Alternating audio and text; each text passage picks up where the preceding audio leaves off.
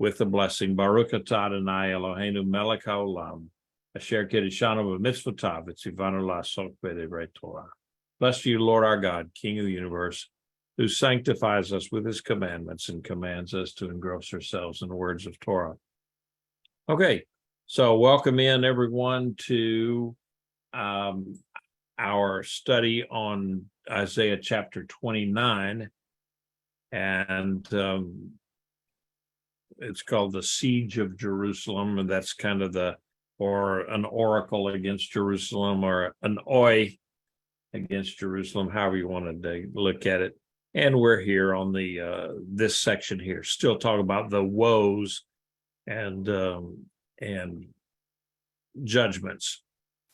And so the dates really haven't changed all that much, so I didn't move the goalposts here. We're still right about in this. And on verse 1, chapter 29, verse 1.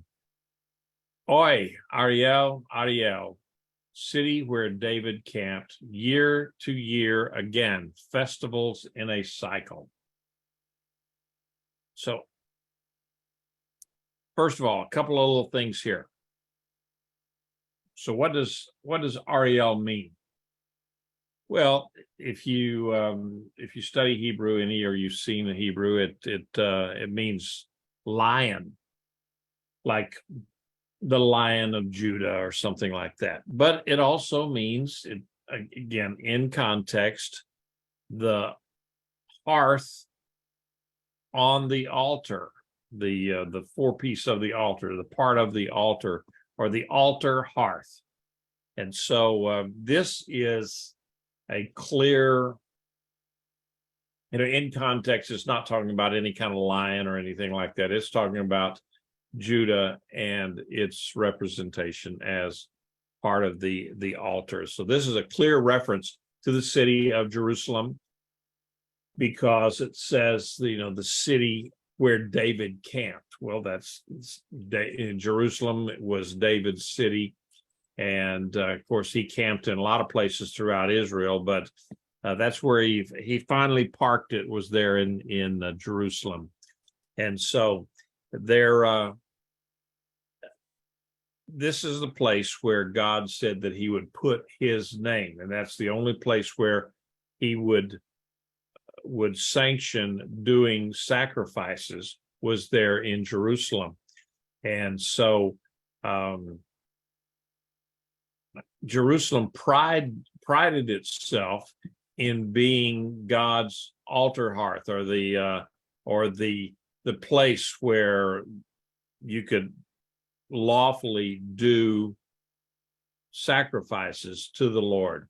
And so that was, it's at the very core, the very heart of their religious system. It's some people would call it cult, but cult just means a system of worship. But it's the very heart of that system of worship that pleased God. But in reality, God was not pleased at all with their festivals. In fact, it says year to year again, festivals in a cycle. And you can just imagine seeing Isaiah just shaking his head back and forth, and it's a sarcastic inflection here, that he's saying, here, year after year after year, you come in and you do your festivals, and you have your Yom Kippur, and you have Yom Teruah and Sukkot and Shavuot and all these other festivals, and Pesach, Passover certainly is one, but you're just doing the rituals out of just habit. And how often do we do ritual out of habit? I know I think it would be very easy to do in Judaism, because we do have a very rigid set of, I say rigid, it can be rigid set of liturgy that we do every Shabbat. And really and truly, if you were to admit it, the Christian churches do have you have your own rituals that you do in your churches. I know that some of them you can go from one church to another within that same denomination, and pretty much it follows kind of the same pattern all the way through. And you get there, the pastor makes a few remarks, they open in prayer, then they have praise and worship, and then they will have a music where somebody gets up there and sings some kind of a solo or something else while they take up the offering, and then they take the offering to the back, and then the pastor does his sermon, and it just follows that pattern just about every week. So you can get into that kind of a mode of just doing the expected pattern and go through the motions and not even think about it anymore. And that's what God was saying here, is that, okay, you keep doing these things over and over and over again, your heart's not in it. And it at the same time that they're doing all of these rituals, they're putting out feelers to these various nations, especially Egypt, wanting them to come to their aid and protect them against, at this point, it would be protecting them against Syria, but then later on, there's others. So, but they were putting their trust and faith not in God, but in the armies that were surrounding them, other armies of the world. So there again, God is saying, okay, yeah, you can do the rituals, you can do your sacrifices, you can blow your shofarot, and all these things, but they don't really mean anything because you don't trust in God. But I will distress Ariel, there will be a lamenting and moaning, then will she be like Ariel to me. Okay, so it's going to be the Lord himself that brings the city into distress. Certainly, he's going to be doing it through the agency or through the hand of Assyria, but it's going to cause heartache, trouble, hunger, all sorts of things, fear, when Sennacherib surrounds Jerusalem, and it would become an altar hearth, a place where in daily ritual the sacrifices would be laid up on the altar. So it's a place of death, and so it's one of the authors that I spend a lot of time with here said that that's John Oswalt, who said, if we treat lightly the sacrifices God has made available, and in the Christian era, again, this is a quote from Oswalt, the sacrifice, meaning Yeshua, then we ourselves become the sacrifice if we treat it lightly. If we will not accept God's substitution, then we must carry the burden of our own sin. And so there he's saying that, look, if we don't accept Yeshua's sacrifice on the cross and just disregard it, then we're the ones then that will suffer the death, and it will be an eternal death. Whereas if we accept Yeshua, we'll just die for a second, and then it's eternal life for us. So I will encamp against you all around. I will set up siege works against you, and I will raise up ramps against you. All right, so the Lord promised that he was going to bring Jerusalem under siege, And David had camped there.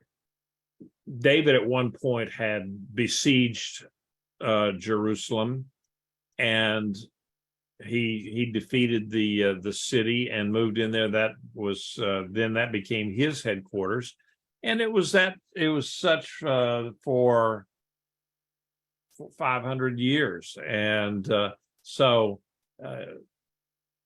it says God is going to camp there, but then and he says, I will encamp all around you. And so even though we look, and historically we know that it was Sennacherib who camped around Judah, around Jerusalem, it was God who was the chess player, who was the chess master, who was moving the king here and the queen there and the pawns and the rooks, all of the players. He was orchestrating this siege of Jerusalem. So he's the one that put it into place. And so we know that this reference to siege engines and so forth was because Assyria had invented lots of different things to enhance their armies, to be a force multiplier, we would call it in the service. And so what I did, I got you a couple of pictures. Let's see, here's a relief carving that shows one of their towers. This is a siege engine, and of course this would be several stories tall. And here you get a little bit better view of what it might look like.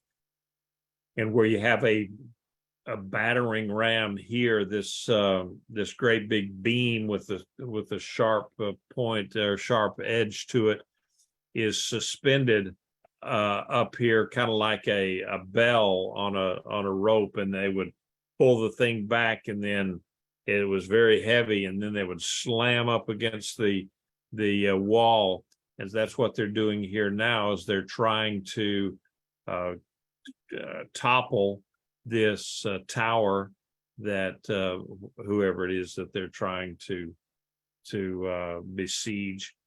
And you'll see over here behind them a much taller siege engine that allowed their archers protection against these archers down here. So it's that was high technology warfare back 3,000. It says, you will be brought low. You will speak from the ground, from the dust where you are prostrate. Your speech will come. Your voice will be like a ghost out of the ground, and your speech will whisper out of the dust. This is fairly, I would think, very easy to understand. That Jerusalem and the leaders of Jerusalem, its status and its security and every part about it would suffer humiliation. It's going to be defeated, and so the people's voices would be weak. They would be, of no effect anywhere. And so get the idea of someone that's been captured, and they put a foot on the neck of the captive, and that is a symbol of conquest. And that was something that they did back in those days, that the king would have to be down on the ground, and his conqueror then would then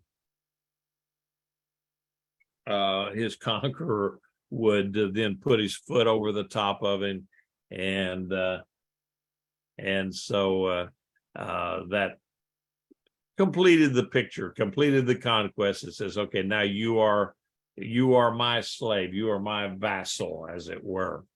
And just depending on the people that were involved in the whole thing. whether or not the king survived it, or whether he was tortured, or whether, whether he was executed. It really, it varied from place to place. But anyway, at this point, God said they are going to be, Jerusalem will be defeated. They're going to be humiliated. And this also could be a reference to death. There's going to be a lot of death where your speech will whisper out of the dust. Your voice will be like a ghost out of the ground. So that whole imagery there is one of death and destruction. Verse 5, yet the multitude of your foes will become like fine dust, and the multitude of the terrifying like chaff that passes away. It will happen in an instant, suddenly.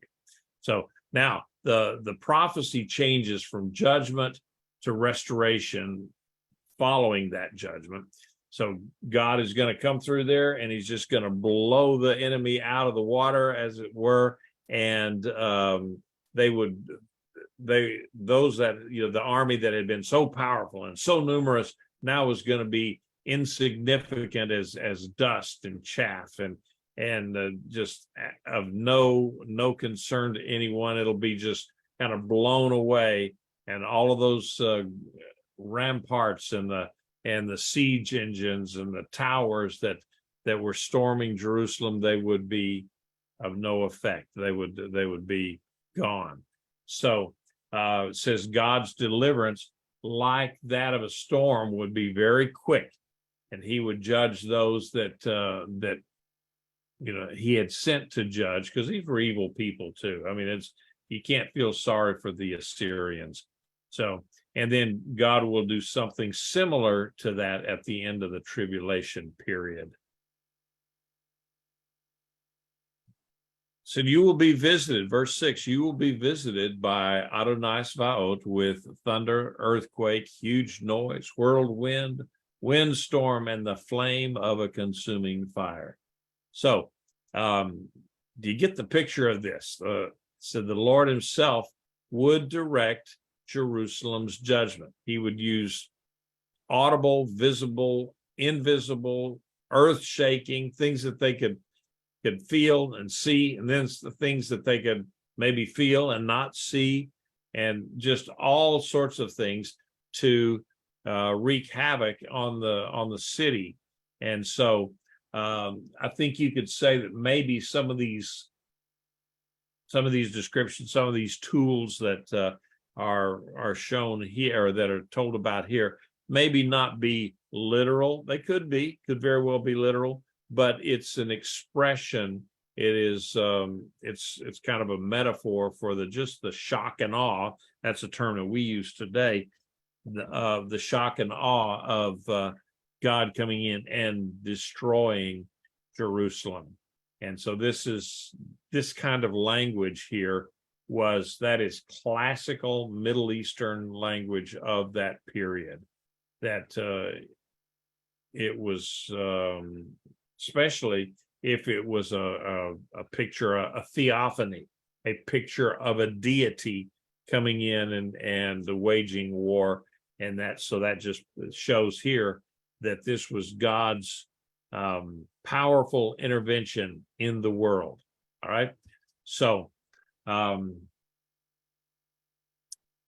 verse 7 said, it will be like a dream, a night vision, a multitude of all the nations warring against Ariel. Yes, all warring against her, the ramparts around her and her besiegers.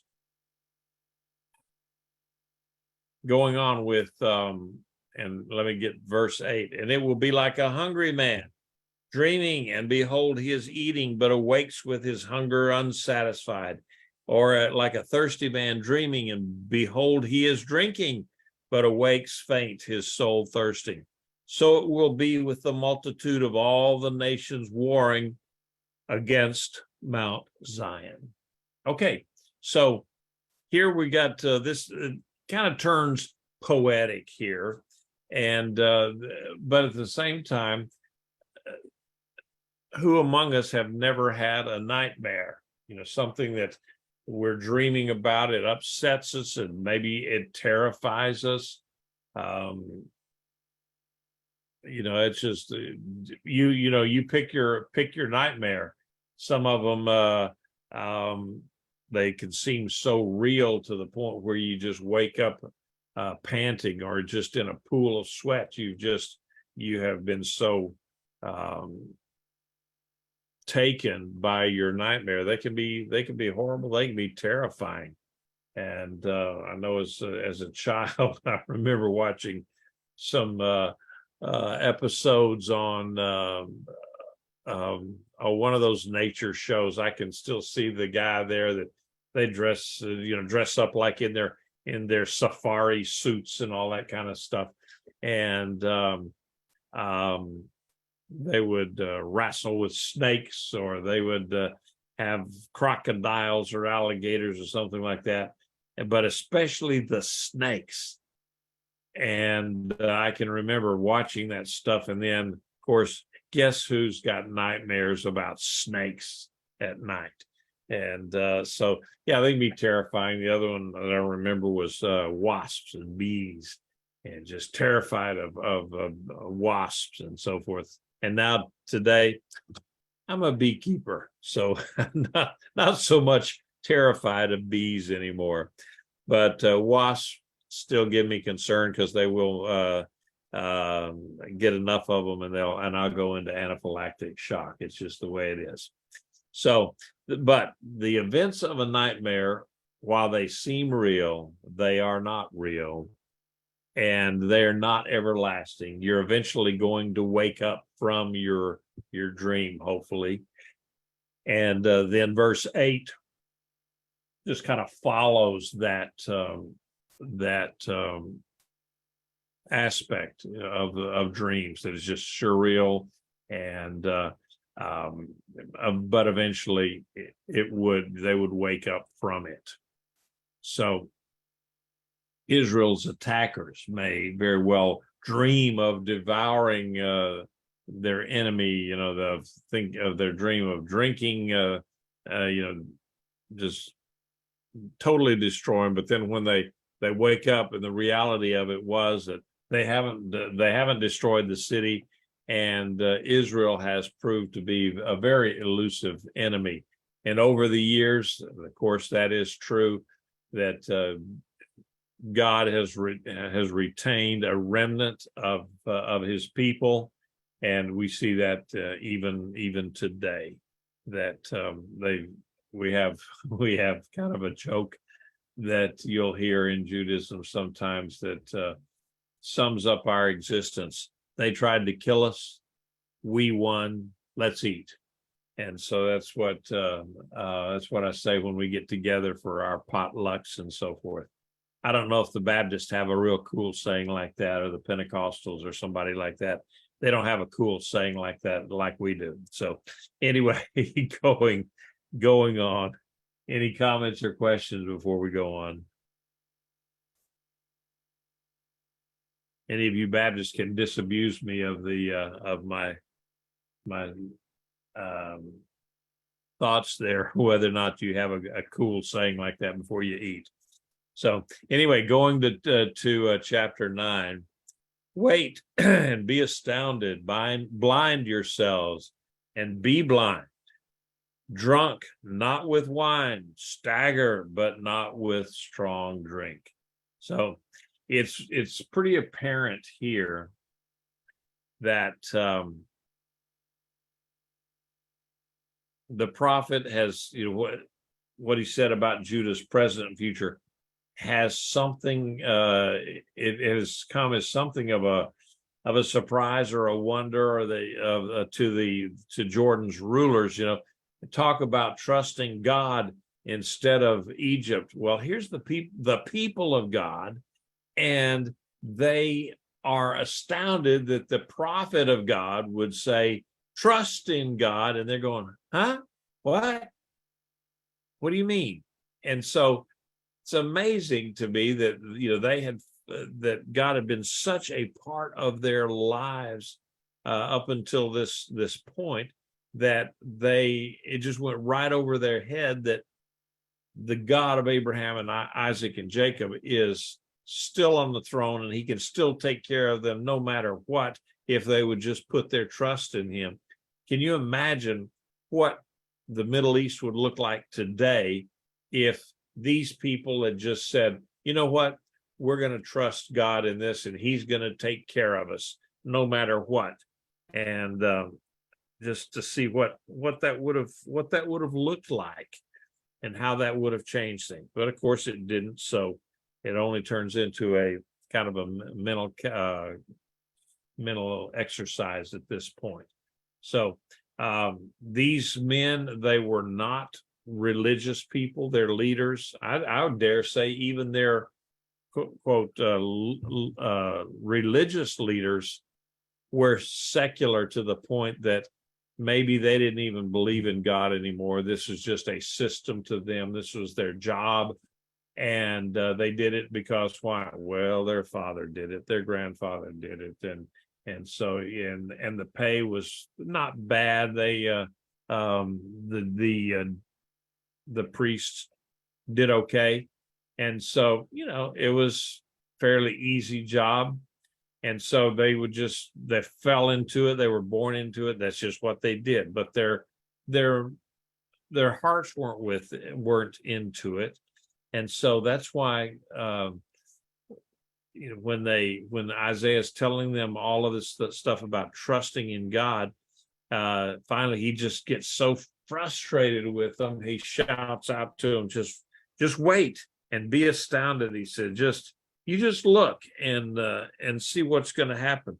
Excuse me, but I was picking and eating peppers earlier today, and so no matter how much you wash your hands, it still gets to you sometimes. But these guys, they were cognizant of the way of the world. They were politicians. They were strategists. And so to them, it made sense to put their trust in something that they could quantify.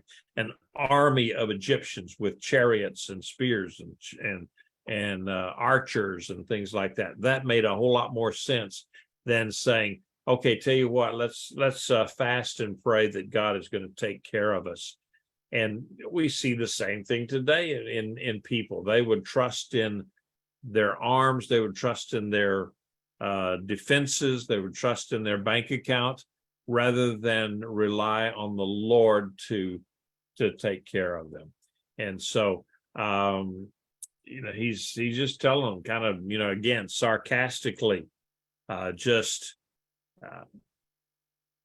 go ahead, just be that way. See see if I care.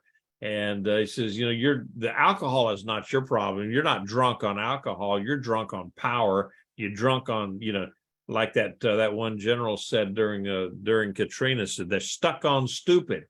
And that's the way I would describe that. And that's what Isaiah is trying to say here.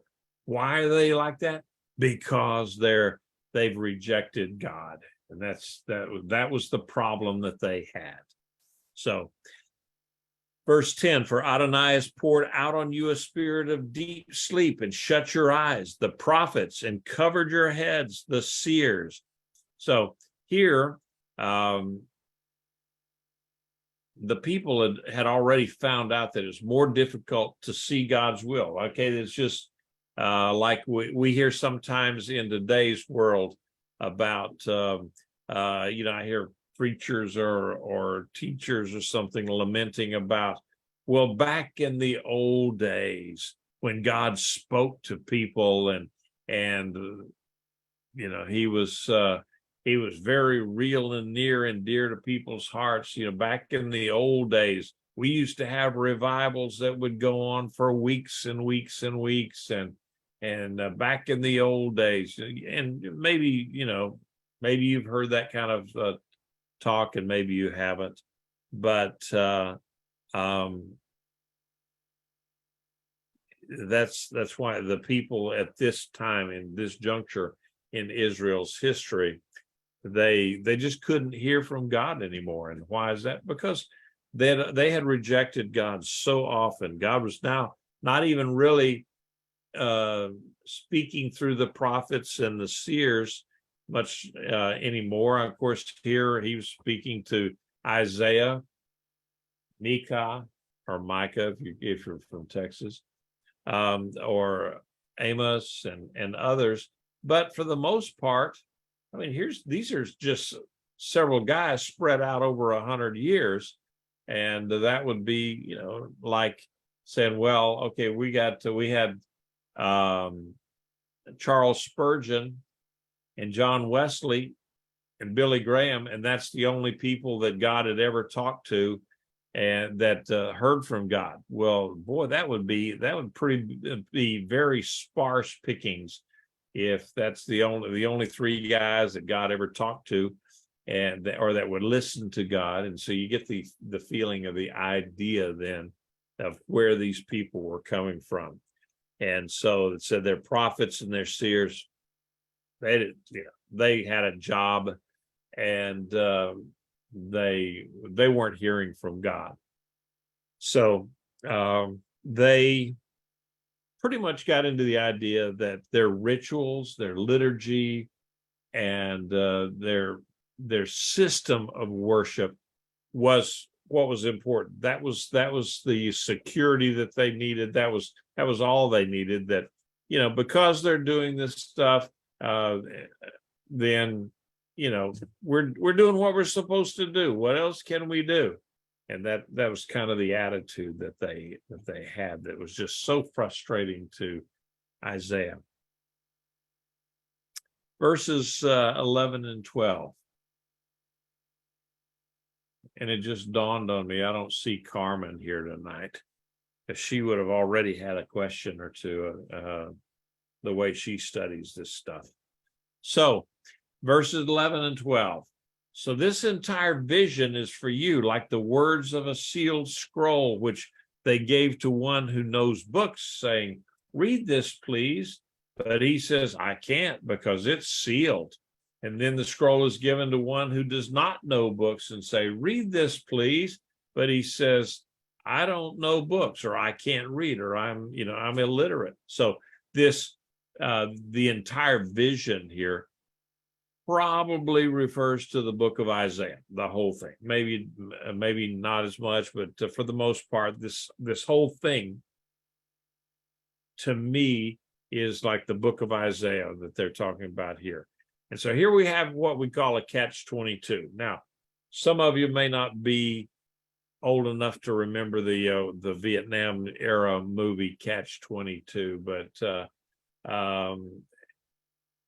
basically, I think in a nutshell, it's where you're supposed to do something, but if you do something, then it's illegal and you're gonna be punished for it. But the law says you're supposed to do that. But guess what? It's illegal. So it's a cycle, something you're supposed to do, but it's illegal. And if you don't do it, then you go to jail. But if you do it, then you're going to go to jail. And so that's what the movie was about, a catch-22 during Vietnam and being drafted and all that kind of stuff. That was a long time ago, and I don't remember that much more about the movie. And obviously, I've never seen it since those days in the late 60s, early 70s, whenever the thing came out. So, but the picture of it here is that they would take the word of God, the truth of God, and they would give it to the scribes, the learned men of Israel, and say, here, read this, and give it out to the people. And tell them, teach the people. Okay, and so good to have you with us, Carmen. I was kind of worried about you there, lady. So. Oh, thank you. My alarm didn't go off. Okay. Oh no. I'm That's here now. alarming. That's alarming. Okay. Well, good. Glad to have you with us in. All right. So.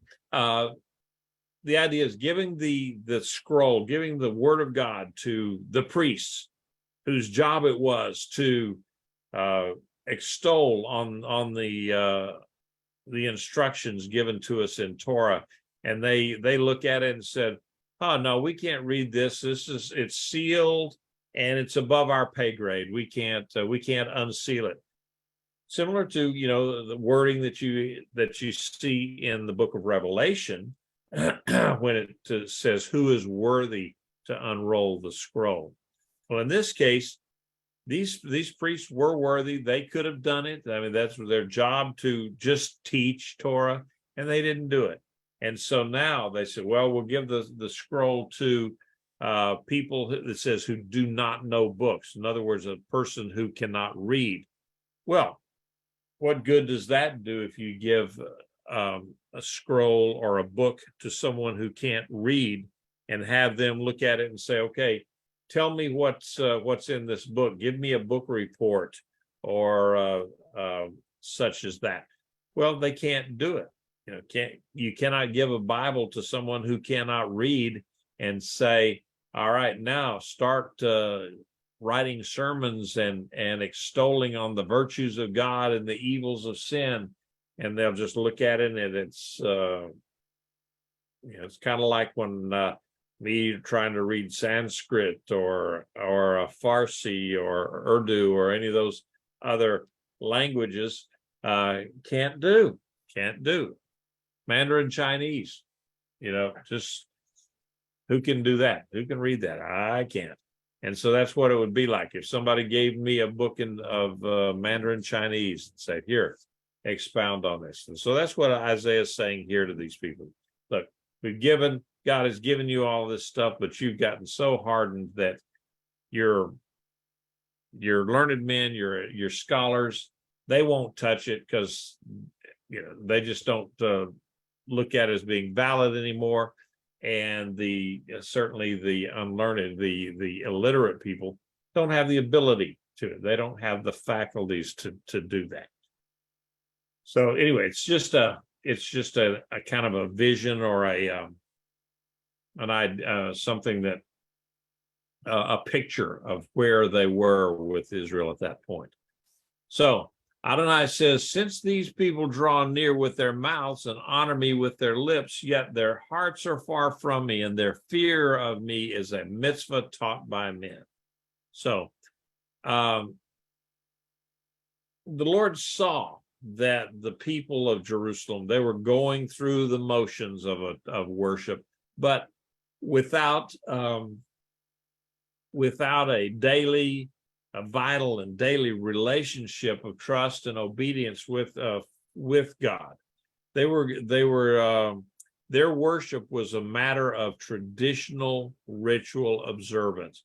Why were they doing it? Because my grandfather did, because my great grandfather did, and his father before him, and his father before him, goes all the way back, rather than having their own relationship with the Lord. They were relying on past traditions. And we see where this has led them. That's why it is so imperative that we as a people today have a deep and personal relationship with God and with his son Yeshua, so that it's personal to us and it's not just something that we can go back to say, well, my mother was a godly woman, my grandfather was a godly man, and my grandfather on the other side of the family, well, he was a circuit riding preacher or something like that. So I'm good with all of that kind of heritage behind me. I'm good. That it doesn't work that way. You have to make your own personal decision for the Lord, and that's what Isaiah is telling these people here. You've gone through the motions. You can do all of the sacrifices without a flaw. You can do all the liturgy without ever making a mistake. And I'm not quite there yet. I can't get through one day's worth of liturgy without making some kind of a mistake. And that's not even counting doing the canting from the Torah scroll itself. So this was just empty worship to these people. It's empty ritual. It was not even worship. That's probably a bad use of the words there. But and for them, the fear of the Lord, and it says it was just a mitzvah taught by men. And so there again, they were just going through, yep, Torah says this, check. Torah says to do this, yep, check. Okay, this one, check. And that was it. They were going through their pre-flight checklist and doing that, going through it. They were done, and then they were off to do whatever else that they were doing. And it was a ritual, it was a routine that was, yeah, it looked pretty. It looked like everything was cool, but they were not following God at this point. So, therefore, behold, once more, I will do a marvelous work among this people, a marvel and a wonder. So the wisdom of their wise will perish, and the discernment of their discerning will be concealed. So what God is saying here, through Isaiah, that he was going to come, God was going to come through here. He was going to deal with the people again. And it was going to be one of those kind of a situations where he dealt with them, and the people of the world would look and say, whoa, what is this that their God is punishing them? Remember, every locality, every people group, and so forth had their own set of deities that they thought were, more powerful than the other deities. And so they're looking over at Israel and going, whoa, what is this that they're being punished like that? And what is it their God has their God left and another God is coming in and taking over for them? And so God said, I'm going to come in there and do all of this stuff, kind of like when we came out of Egypt, but only this time in reverse. And so people are going to marvel, but they're going to marvel at like, whoa, this God is doing that to his people. And so it just says that the wisdom of the wise, and I didn't get my notes, the wisdom of the wise, it's going to perish, so the smart guys are not going to be smart anymore, and the discerners are not going to be able, their discerner is going to be cut off, and so they can't discern anymore. They're not going to be able to understand, and that the Holy Spirit is not going to be working through them or in them.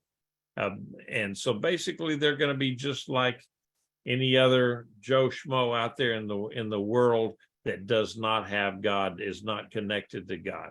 I never want that to ever happen in our lives. So, oi, those who go to great depths to hide their plans from Adonai, their works are in the dark. They say, who sees us? Who knows us? So the remedy for this spiritually blind state is the subject of of this verse here, the next woe. It begins with this word of condemnation for deception. And then it goes on to explain that what God will do. Then it ends with a summary statement. That's from, verses 15 down through 21. So this woe here, that announces a divine judgment or a condemnation of another trait of these people from Jerusalem. It's their habitual and determined decision to try to hide from God. It didn't work for Adam and Eve, and it didn't work for the political strategists who seems to be who Isaiah is speaking of here. They tried to hide their plans for alliances and treaties, to hide them from God. Now, how do they figure they're going to do that? That's because they had lost their concept of the sovereignty and the greatness and the omniscience and omnipresence of God. That they had allowed here, or they had put him down so far, and he was now just in a box to be set out and opened up and displayed, certain times a year. But that other than that, they were in charge, and so they thought that they were their own masters. And so we can remember that King Ahaz, or Ahaz, if you're in Texas, had tried to hide his appeal to, or his treaty, his appeal to the Assyrians to come and help him against the northern kingdom and Damascus. All right. So just the very thought of it, that they can hide anything from God, really did. It's comical in some ways and tragic in others. So, comments, questions?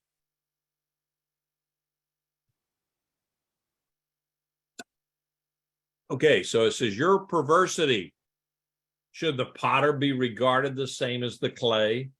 Should the thing made say to its maker, you didn't make me? Or the thing formed say to its former, you have no understanding. This verse to me reminds me of what's going on in the world today, in our country, where people somehow get to the point where they say God made them. Well, they don't even recognize that there's a God. They just says, I am, I was born with all this equipment down there, but guess what? I feel like I'm a woman, so I must be a woman. And then the other side happens a little bit. You don't see it that much, but you still see it, and where a woman will, a biological female will say, I want to be a man. And it's just, to me, it's a sign, it's a form of mental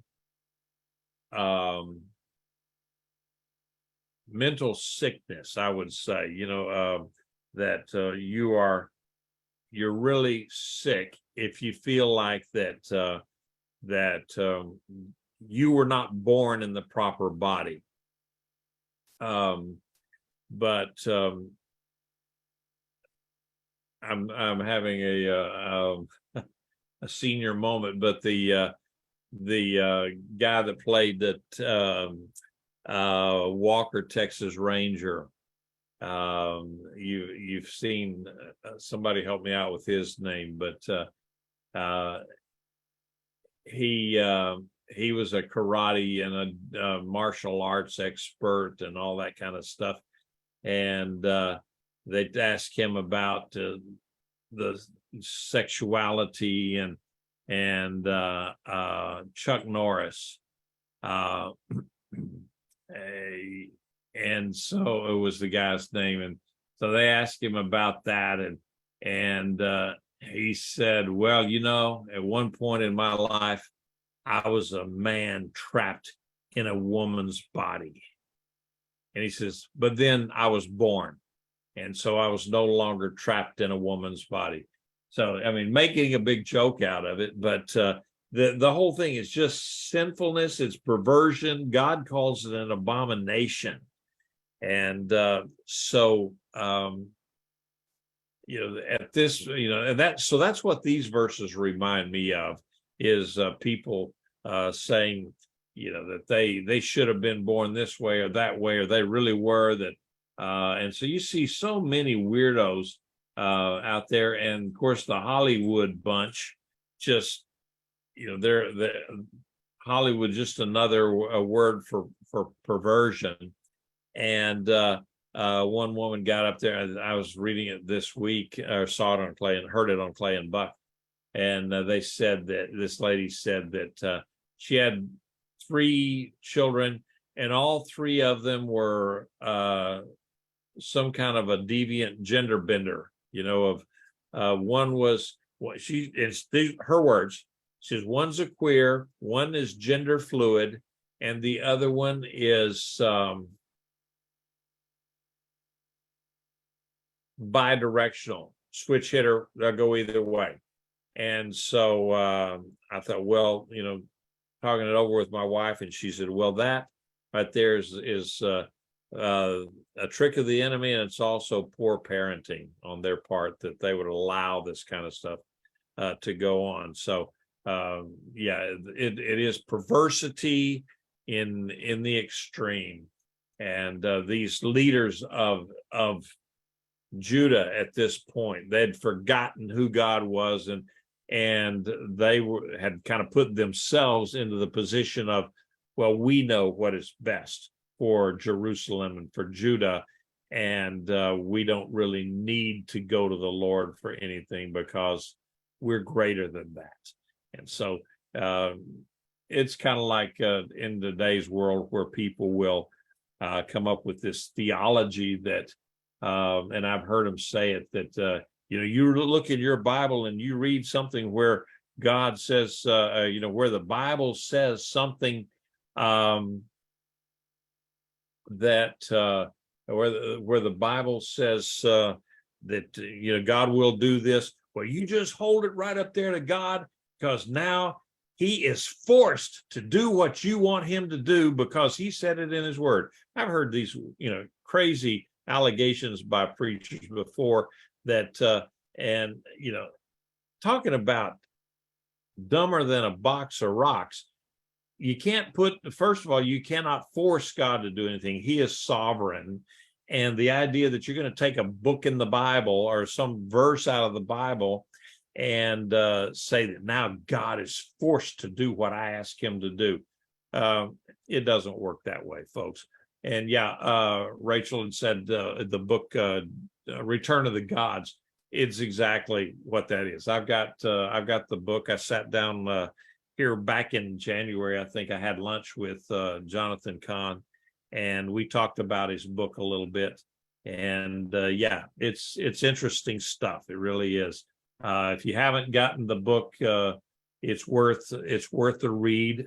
And you look at it and you just kind of shake your head, say, yep, and then at the same time you're looking at it and saying, yep, but what can you do about it? So all right, so I keep talking here, and we got to get through this here tonight. So verse 17 and 18, will it not be just a very little while before Lebanon turns into a garden, and a garden will seem like a forest? In that day the deaf will hear words of a book, and out of gloom and darkness the eyes of the blind will see. Isaiah now is looking forward into the millennial period, and he says God is going to demonstrate his distinctiveness, his sovereignty, his wisdom, and he's going to reverse all the conditions of the proud and the humble, and that's symbolized, of course, by the forest being high and tall, and then the field, the garden is lowered down. Well, they're going to be reversed, so that where it was garden, now it's going to be forest. Where it was forest, is now going to be a field, and the proud people are going to be tumbled down, and the humble people are going to be raised up.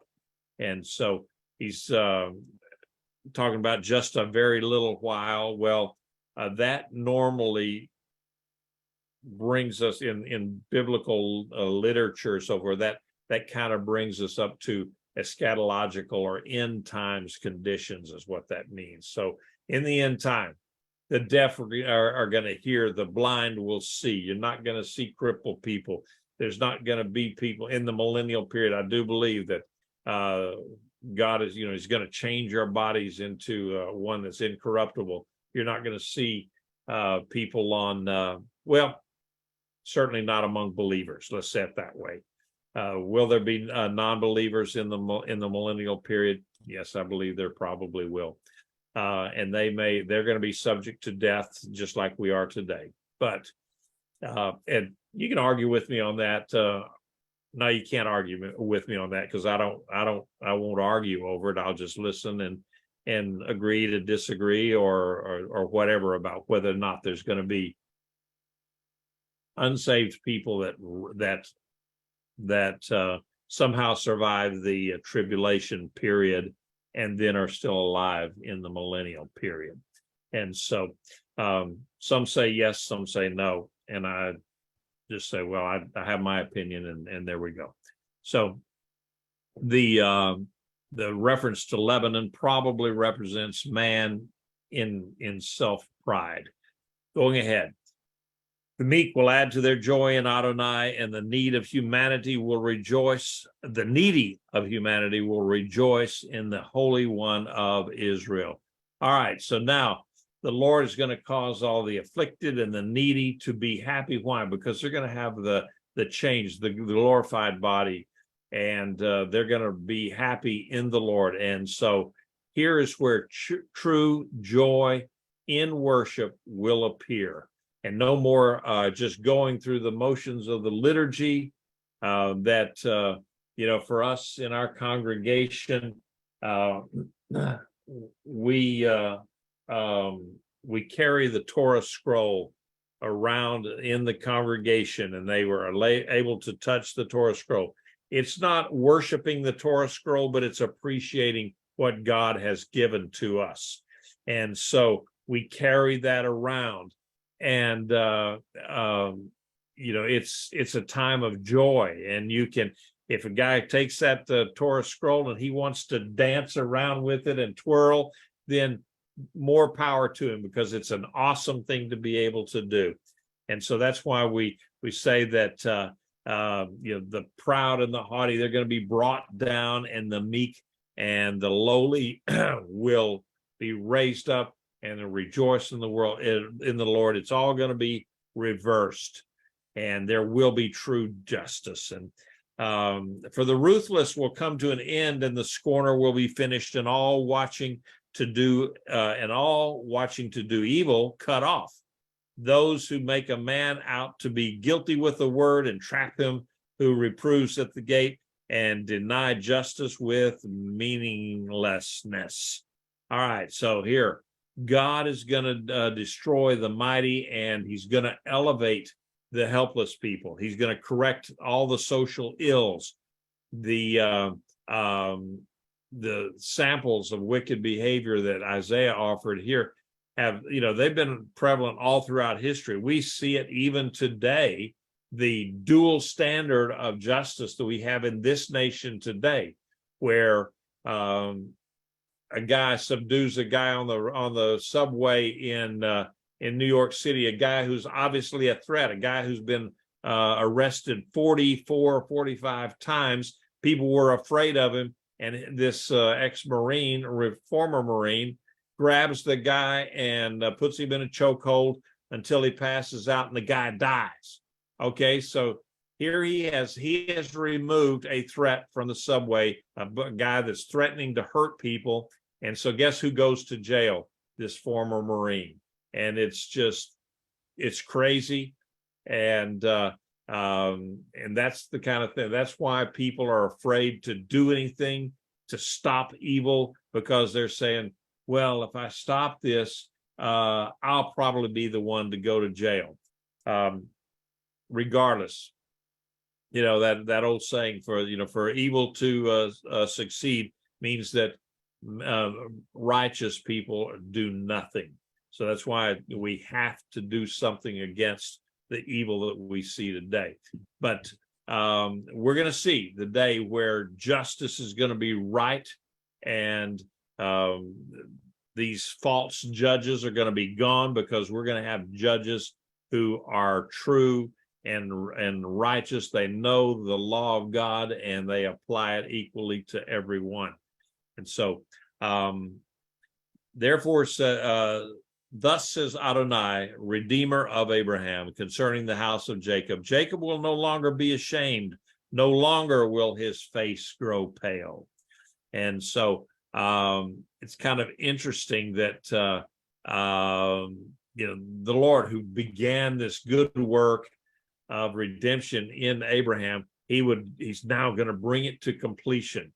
And so Jacob may have felt embarrassed by all of his descendants that they had done. As Isaiah suggested, Jacob looked down from heaven and saw everything that was going on.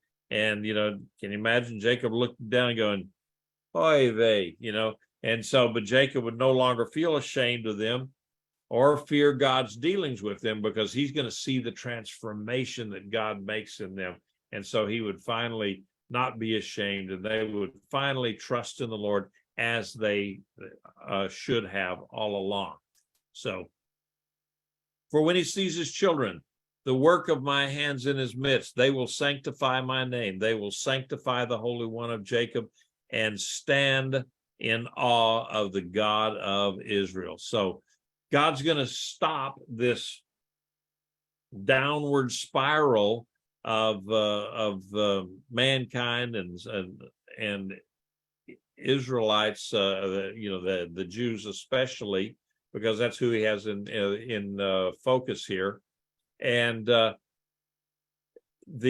Israelites, they're finally going to come to the point where they confess God as holy and they acknowledge him. There's going to be a great revival in Israel. They're going to see that the God of Abraham, Isaac, and Jacob should be central in their lives. And they're going to be fruitful people. Why? Because they're following God's laws, his Torah, and they're going to they will be blessed instead of be cursed. And so the text here does not specify, it just says for he says his children, the work of my hands. So what does that mean?